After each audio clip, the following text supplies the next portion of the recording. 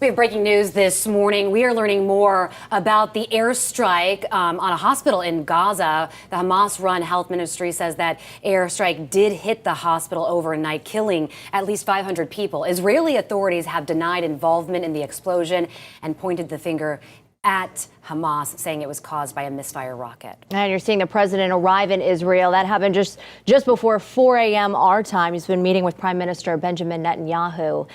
That all happening while a second plane carrying Americans fleeing Israel is set to land at Tampa International today, just 2 days after the first flight carrying 270 Americans returned.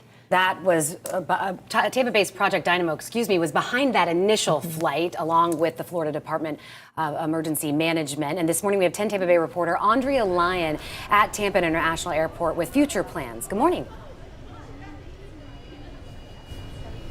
Hey, good morning, Courtney and Caitlin. Yeah, we can't share a whole lot of information, the specifics about the second group of evacuees coming in today, but we are able to say that this is not the only mission that Project Dynamo is likely to execute, trying to get Americans back home. And they do tell us that this last mission was their largest ever coordinated to date. Now, at this moment, Project Dynamo says they are in a post-operation phase, making sure everyone is okay that came back and they are where they're supposed to go. In preparing for this next mission, they will focus on Americans stuck in Gaza, and also they say they're concerned with Americans being held hostage, of course, by the Hamas.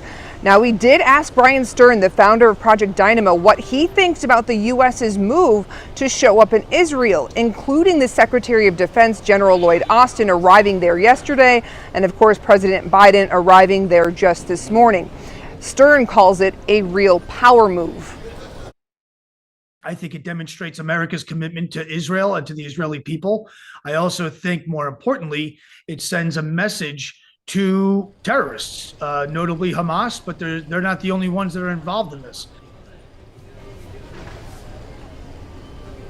Now, here's what we can share about future plans. Stern tells us that if they need to, operations will expand in saving, rescuing, and evacuating Americans out of Gaza as well as Lebanon. Live from Tampa International, Andrea Lyon, 10 Tampa Bay.